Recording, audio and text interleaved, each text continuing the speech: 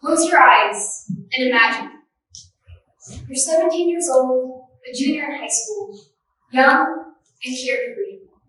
Just 1 week ago, you got your driver's license, and you're fully enjoying the liberties of the car. It's a beautiful Friday afternoon. School has just finished, and you're quickly rushing home because you and all of your friends have just been invited to the biggest party of the year. You quickly get ready, then rush to your friend's house to pick them up. All of you are sitting in the car, loudly blasting music and singing along loudly, because all of you are full of anticipation of an amazing night to come. And then you pull up to the right house, you walk up the front steps of the porch, and start to open the door, with your expectations set all the way up here.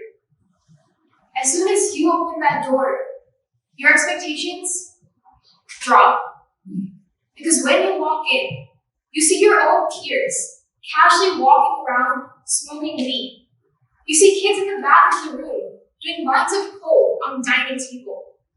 You see kids holding a punch bowl filled to the very top, not with punch, but with pills. Now this scenario may seem shocking or horrifying, but it's actually not as remarkable as it seems, because the very same situation happened to my own teacher 15 years ago in the very town that I live in, Monroe Township. Similar things happen to similar people all over the country every single day because of exposure in school and through social media. Now, I can guarantee that the vast majority of you in this room have heard of the opioid crisis. I mean, these words are thrown around in the media and in the news all the time, but not many actually know what it means. Opioids are something derived from opium, which are a pain reliever.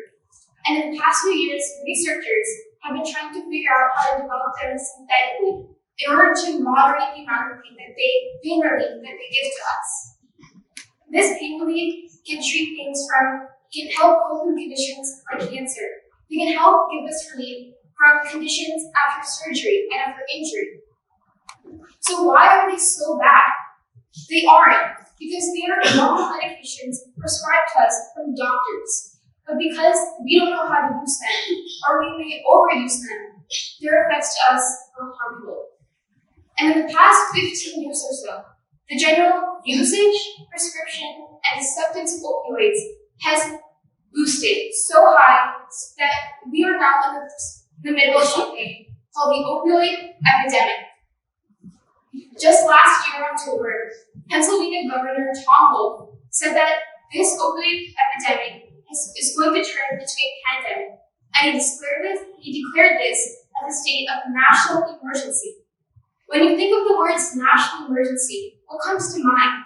You think of something like a hurricane or a tornado has taken place, that the paramedics need to come and help fix something. But this something which is caused by medications which are supposed to help us, a situation caused by that in the state of national emergency, is something very alarming and needs to be fixed. So let's look back at how all of this started. It's the late 90s, and pharmaceutical companies were looking for new painkillers because the current ones aren't as effective. Researchers figured out how to synthetically replicate the effects of opium in our bodies and created opioids. Because of faulty research, they came to believe that opioids were not addictive, had no side effects, but were much, much more effective than the current painkillers. So naturally, for the welfare of their patients, doctors began to push opioids onto their patients because they saw no consequences to doing so. But then, they saw the effects of them on their patients who didn't know how to use them. On the patients who regularly and properly took the medications, nothing happened to them as they were treated properly. But patients who were not educated, who were not taught how to use these opioids, and then overtook or maybe undertook them, were affected. Every single day, we see news stories providing us with new statistics on the effects of opioids on our bodies. Every single day, we see more and more people struggling to cope with the addiction of opioids. And every single day, 91 Americans died because of an opioid overdose. Now, this may be how this entire thing started, but there's so many more factors now which are just leading on to the cause of this problem. The opioid crisis has been described as uniquely American. This means that this is a problem which isn't as prevalent in other countries. So what's so different about America? That we're struggling to get sober, whereas this problem isn't even a problem in other places in the first place. First off, the structure of the US healthcare system has been created in a way that our healthcare prefers cheaper treatment options rather than more expensive therapies, like surgery. And obviously, popping a pill is so much more convenient, it's cheaper, faster, easier, simpler than going through something like therapy or surgery. And there's so many people in our country who cannot afford or do not qualify for government insurance programs, and are therefore required to seek out help of private insurance companies. Private insurance companies are so much smaller than the government-funded ones, and therefore they have to be more cost-efficient and more budget-friendly, and they look for cheaper solutions. So obviously, pills are the first answer. Now the next factor comes in because America is a highly progressive country. This means we have every pill for every problem. So for example, say I have a cold. So I would probably want a medicine which would kill the bacteria which is causing the cold or the fever in the first place. But the way our healthcare system is based, I would probably then end up taking a pill for one for my headache, maybe some Tylenol, then maybe some cough syrup for my sore throat, and then maybe some medicine for my runny nose.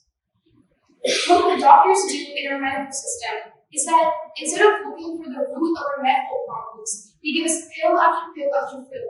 This is so much easier and so much more convenient. Before, this convenience was amazing for us because we had the right solutions for all of our problems.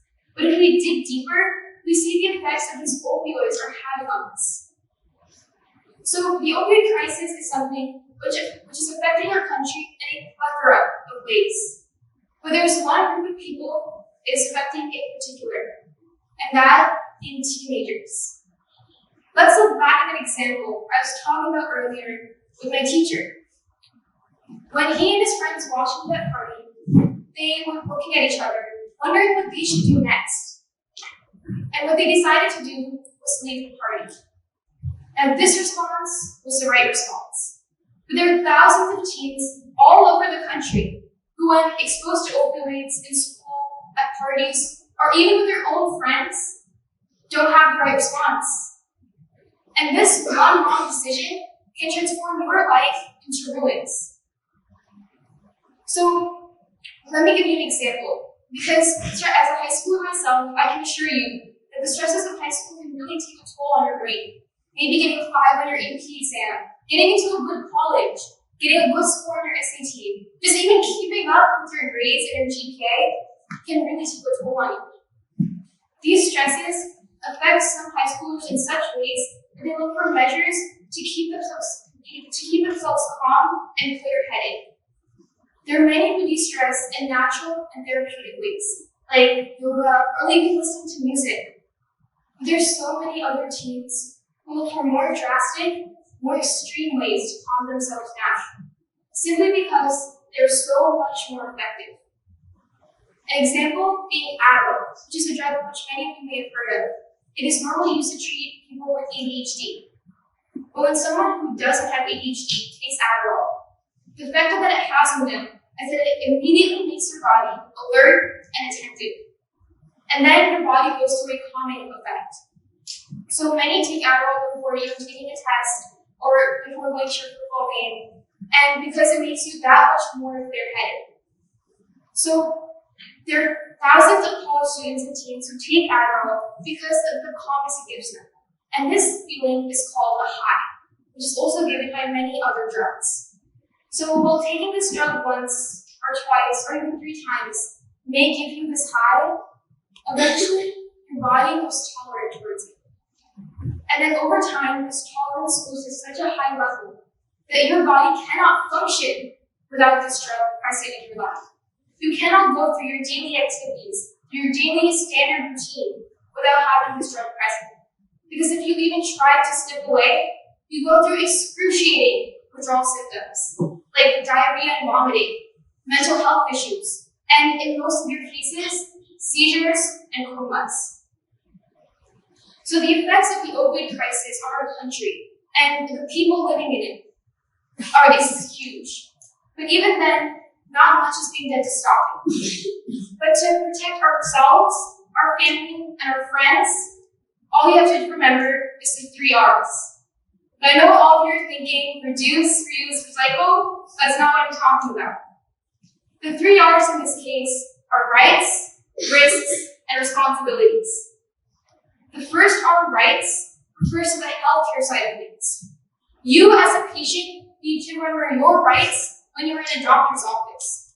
You can always ask for a non-opioid based treatment. You can always ask for a partial pill treatment. And what this means is that you can always ask for alternative therapies which don't involve taking opioids. You can ask for, instead of your doctor giving you a full prescription of pills, giving you just half, so that when you run out, you can go back and ask for more. And many patients do this if they feel that they may end up misusing these pills if they are in their possession.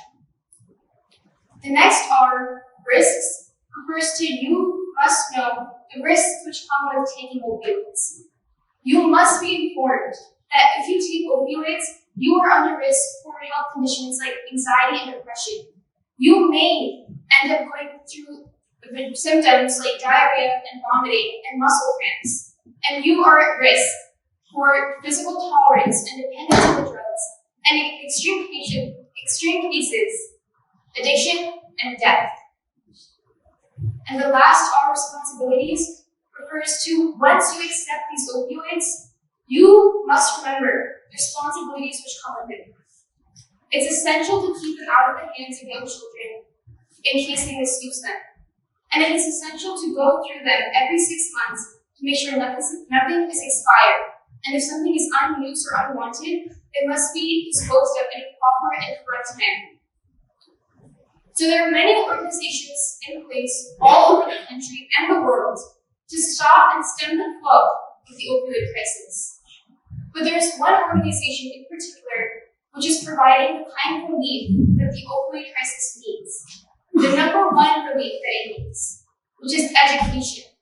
Because there are so many in our country who are not properly educated about the effects of opioids on us, and therefore that's why they end up misusing them. The organization, the Allied Against Opioid Abuse, or the Allied for short, is essential in providing relief all over the country, as they are a national awareness program, which provides brochures and flyers to people and goes to schools and educates the children there about the effects of opioids on our bodies. And the main thing that they've done, their main contribution to our country, is creating something called pharmacy toolkit. There is a huge gap between pharmacists and patients and communication between them. In fact, in a survey last year, 71% of Americans said that their pharmacists did not talk to them about how to use their opioids, about how to dispose of them, and how to regulate their usage of them. This pharmacy toolkit that the Allied has created tells pharmacists how to communicate with their patients and provides them with resources, flyers, and brochures, which they can give to their patients to further educate them. The opioid crisis is a vast and huge problem, and there's no simple, easy solution to it. It has stakeholders all across the world, people involved in the government, people involved in healthcare communities, people involved in medication supply communities, people involved in public prevention communities, and they've all been working together to find a solution to it, to find multiple solutions to it, so we can stop it. But all of us as a collective society, as a whole, we need to understand the role that we play in this community so that we can work hand in hand to stop this flow of the opioid crisis. Thank you.